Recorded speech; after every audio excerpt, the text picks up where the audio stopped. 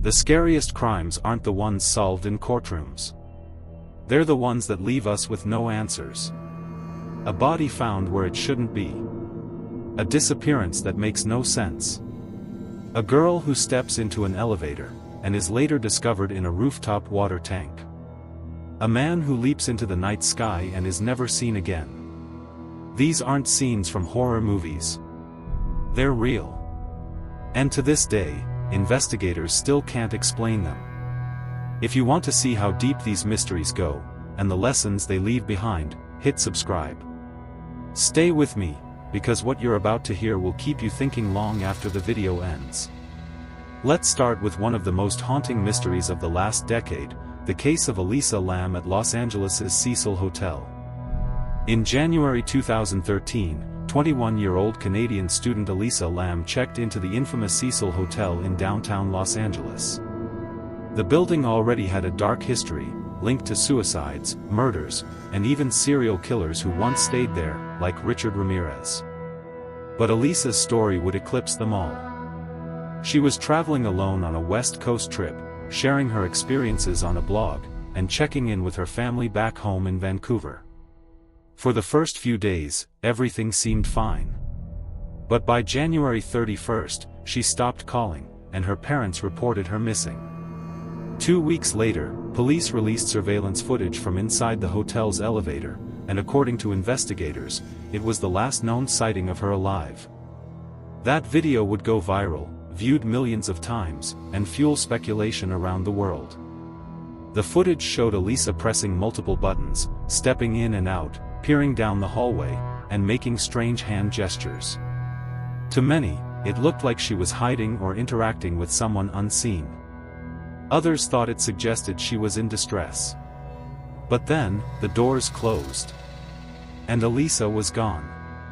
On February 19, 2013, after guests complained about low water pressure and an unusual taste, maintenance workers inspected the rooftop tanks.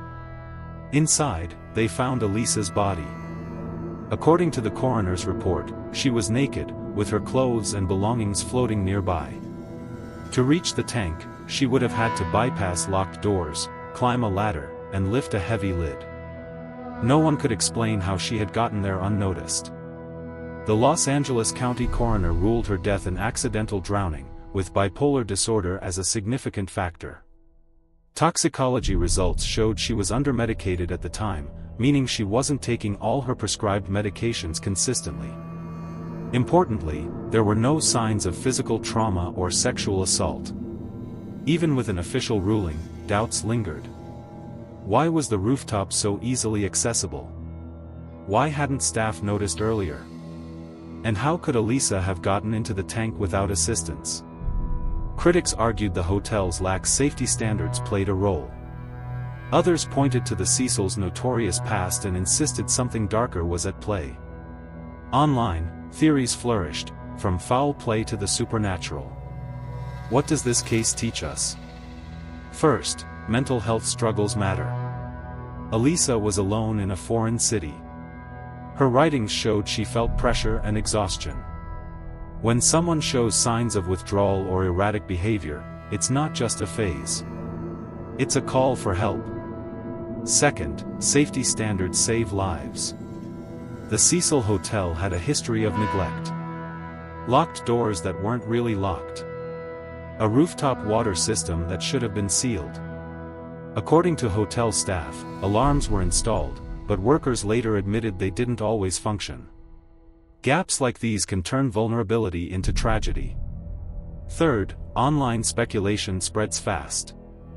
Elisa's case exploded online because of the eerie footage. But the same attention often buried the real issues, mental health and safety, beneath conspiracy. The death of Elisa Lam is haunting not because there's no explanation, but because no explanation feels complete. The official record says accident. The toxicology says undermedication played a role. The physical evidence says no trauma. Yet, the viral video and bizarre circumstances keep the mystery alive. Elisa Lam entered an elevator and never came back out. And a decade later, we're still asking, what really happened in the Cecil Hotel? What could have been done differently to protect her? And what lessons are we willing to learn before another life slips through the cracks? From Los Angeles, we head to a Georgia high school gym, where another teenager's death raised even more questions. Was it a tragic accident, or something far more sinister? Let's talk about Kendrick Johnson. On January 11, 2013, 17-year-old Kendrick Johnson was reported missing in Valdosta, Georgia. Hours later, his body was discovered inside a rolled-up gym mat in the school's athletic area. His socks and shoes were visible, but his head and torso were deep inside. Authorities quickly released their initial conclusion: it was a tragic accident. According to the Lowndes County Sheriff's Office and the first coroner's report, Kendrick had climbed into the mat to retrieve a sneaker, slipped, and suffocated. His death was ruled positional asphyxia. But that explanation didn't sit right with many, especially not with Kendrick's family. The deeper people looked, the stranger the case became. First, there were the injuries. While the initial autopsy supported accidental suffocation and no signs of blunt force trauma, a second independent autopsy ordered by Kendrick's parents revealed blunt force trauma to the neck, a finding inconsistent with the accident theory. Later, a third autopsy in 2018 also suggested possible unusual internal injuries. Second was the missing organs.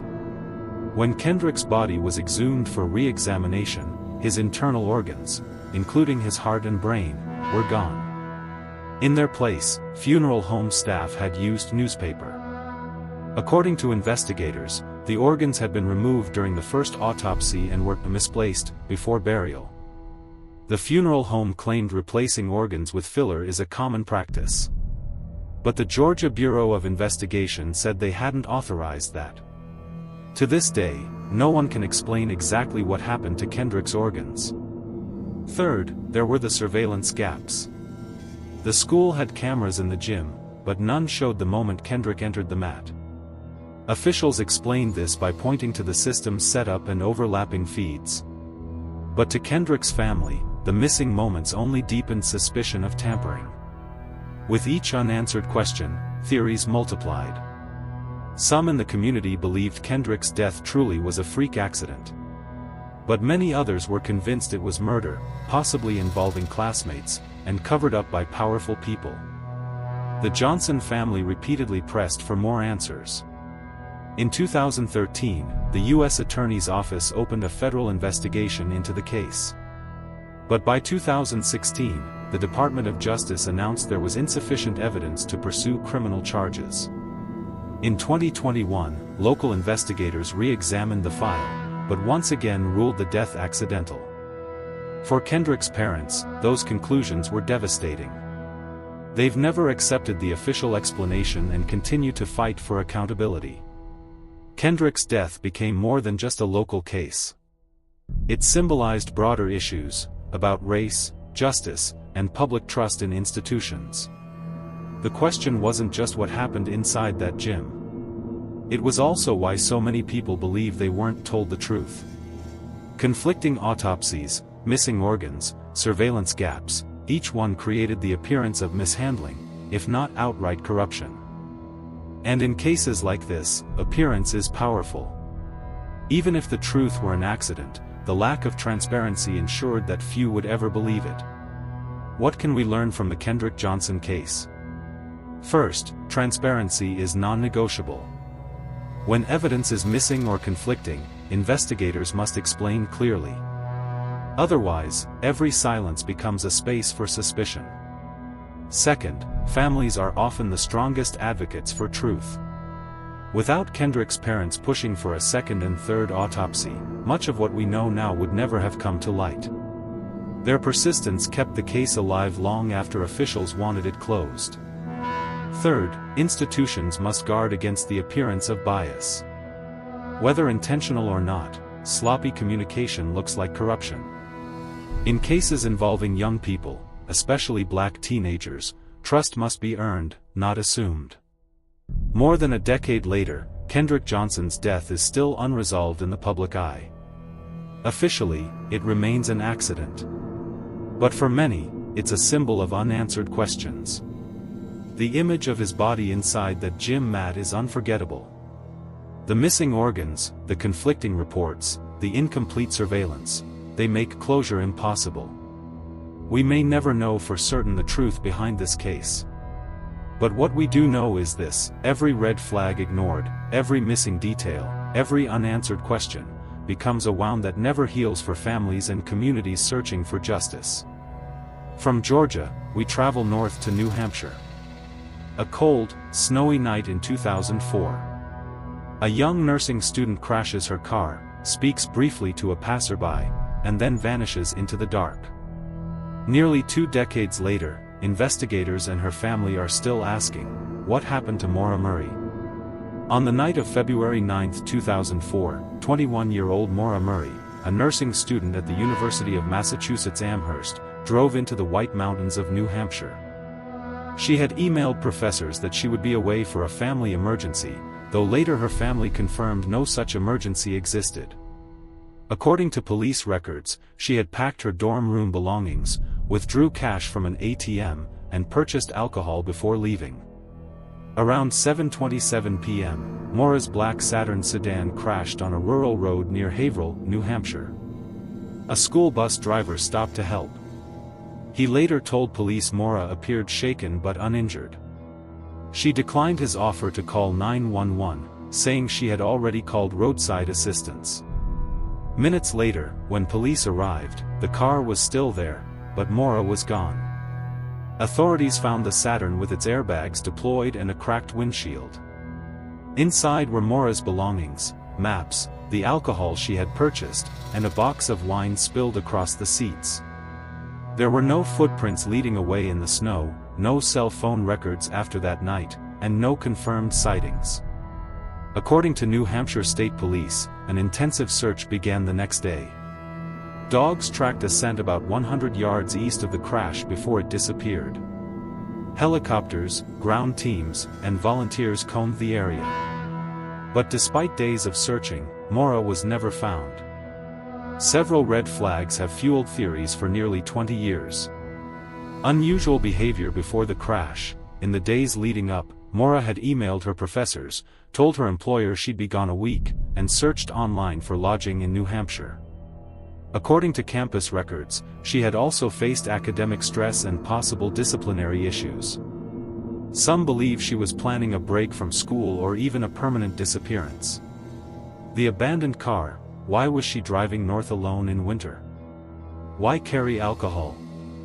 Investigators noted open containers in the vehicle, though no one can confirm if she was drinking that night. No trace after the crash. Most disappearances leave some evidence: footprints, phone calls, bank activity. In Maura's case, everything stopped cold. Over time, 3 main theories emerged. Voluntary disappearance. Some believe Maura staged her trip, crashed intentionally, and vanished to start a new life. But her family disputes this, insisting she would never have cut ties without contact. Foul play. Others suspect she accepted a ride from a passerby and met with violence. The rural area, combined with the sudden disappearance, makes this plausible. But no evidence has ever tied a suspect to her case. Accidental death. A third theory is that Maura wandered off into the freezing night, became disoriented, and died of exposure. But if so, searchers should have found her remains. They never did.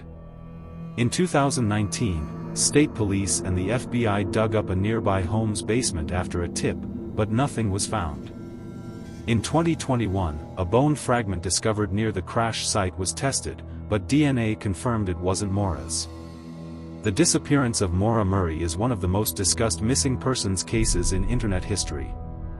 According to law enforcement, more than 15,000 tips have been submitted, fueled in part by podcasts, documentaries, and online forums.